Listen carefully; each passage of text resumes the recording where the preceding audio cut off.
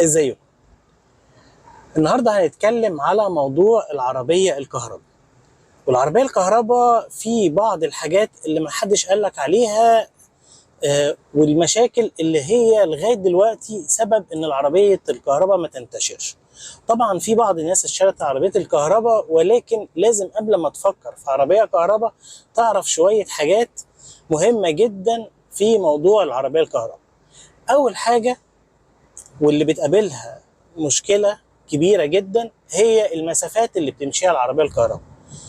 لغاية دلوقتي بيقول لك ان العربية بتمشي 550 كيلو في الشحنة و450 كيلو في الشحنة، في عربيات بتقول لك 350 كيلو في الشحنة او في الشحنة الواحدة. عايز اقول لك انها عمرها ما هتكون نفس الرقم اللي هو بيقول لك عليه، لان هو الرقم اللي بيقول لك عليه ده بيعتمد على مستويات قياسية هو حطها ساعة لما جرب العربية في الشحنة الواحدة.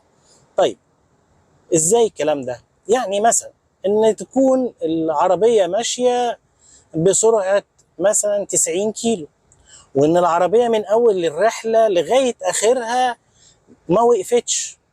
كل ده بيأثر على الشحنة. يعني الشحنة الواحدة ممكن تخليك تمشي 450 كيلو، وفي نفس الوقت ممكن تخليك تمشي 200 كيلو، زي اللي بيحصل في البنزين على فكرة وانت ما بتاخدش بالك. يعني لو انت رايح مشوار وزحمة، ممكن العربية ما تديلكش اكتر في البنزين بتاعك اكتر من 100 كيلو، ولكنك لو مسافر ممكن نفس كمية البنزين دي تديلك 400 كيلو. طب الكلام ده معناته ايه؟ معناته ان انا لازم الاقي اماكن للشحن في كل منطقة انا رايحها.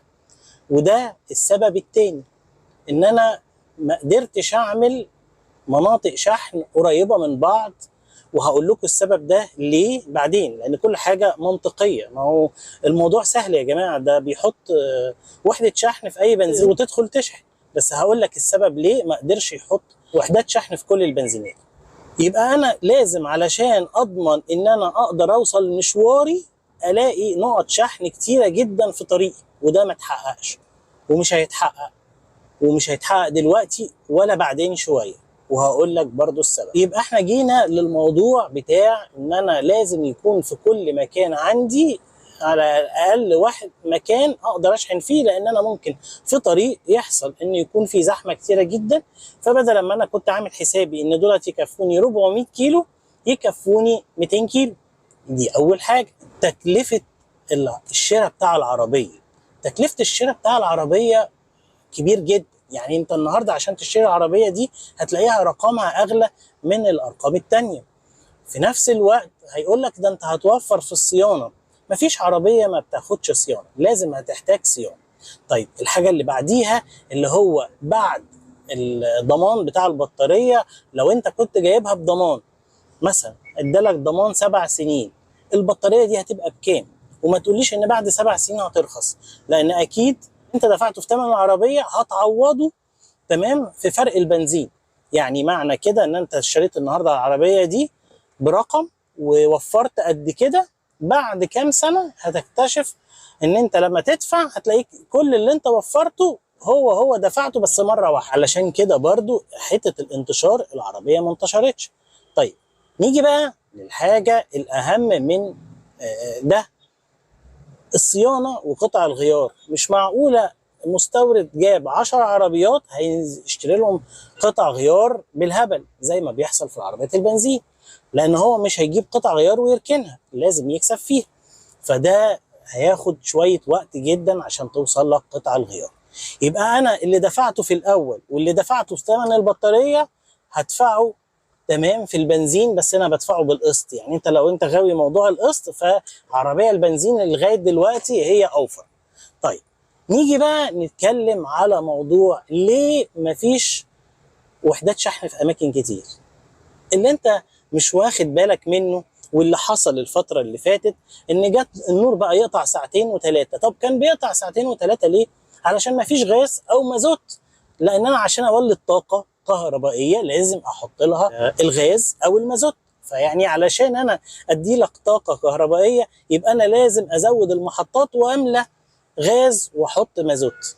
يبقى معنى كده هو لو عمل انتشار للوحدات الكهرباء اللي احنا بنتكلم عليها دي، يعني هو محتاج غاز اكتر ومازوت اكتر عشان اشحن العربيات كلها اللي موجوده في ارض الواقع. يبقى ما يقدرش يعمل ده دلوقتي او حتى بعد كام سنه لغايه لما يتوفر عندنا الطاقه البديله اللي تديك كهرباء، علشان انت في اللحظه دي تقول ان العربيه الكهرباء موفره. طبعا هو كل اللي يهم العالم كله حته البيئه، فعلشان كده بيروج ان العربيه الكهرباء افضل حاليا، لكن هو محتاج لها طاقه تمام عشان يمدها بالطاقه اللي هي زي ما احنا قلنا الغاز. دي حاجه من الحاجات اللي ممكن انت ما تاخدش بالك منها. مده الشحن، المشكله اللي بتواجه اي عربيه كهرباء، ودي اكتر حاجه بتواجهها العربيه، هي مده الشحن. يعني ايه الكلام ده؟ يعني حضرتك اقل مده شحن سريع بتديك 45 دقيقه، فلو احنا قلنا ان في كل بنزينه فيه 5 وحدات شحن، يعني على الاقل علشان تستنى دورك لو في عربيات كتيره هتقعد لك 3-4 ساعات، لان هو ما قدرش يوصل لغايه دلوقتي بالتكنولوجي اللي تشحن البطاريه في 10 دقائق. عشان كده في الصين في شركه كده قالت لك لا، طب ما احنا كده مش هنمشي ومش هنبيع عربياتنا، احنا نعمل ايه؟ نعمل اماكن لتغيير البطاريه في 10 دقائق، ياخد بطاريتك ويحط لك بطاريه تانية. وبرده لقوا ان التكلفه كتيره جدا، لان انت بعد شويه بتغير بطاريتك اللي هي ممكن تكون باظت وانت مش جريان واديتها لواحد تاني. فالموضوع لغايه دلوقتي لسه ما وصلش، يعني هم بيشحنوا البطاريه مسبقا وبعد كده انت تدخل بنزينه ينزل يشيل البطاريه ويحط البطاريه الثانيه، ودي الحاجه اللي كانت اسرع علشان يحلوا المشكله دي. في مصر ما فيش الامكانيه دي، فيعني علشان توصل لهذه الامكانيه انت عايز لك مش 5-6 سنين، انت عايز لك 7-8 سنين عشان تبتدي تقول ان انا هبيع عربيه كهرباء. طيب مين بقى يشتري العربيه الكهرباء ومين ما يشتريهاش؟ لو انت عندك فيلا تمام اشتري عربيه كهرباء، لان طبيعي ان انت هتقدر تعمل وحده شحن، او عندك جراج تقدر تحط فيه وحده شحن، فمن حقك ان انت تشتري عربيه كهرباء وتستمتع بموضوع الكهرباء.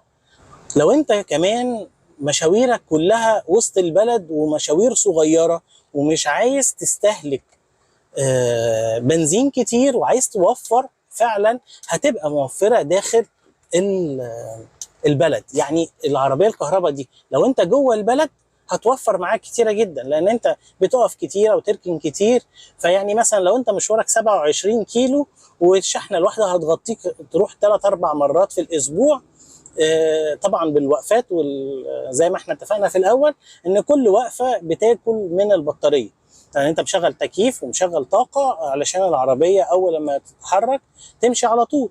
فيعني معنى كده ان انا لو انا مشاويري جوه البلد وما بطلعش بره البلد اشتري عربيه كهرباء. طب انا في وجهه نظري مين افضل؟ افضل عربيه حاليا الهايبر، اللي هي بتجمع ما بين الكهرباء والبنزين. ليه؟ لان انت ما بتحتاجش تروح تشحنها، العربيه هي اللي بتشحن نفسها من البنزين.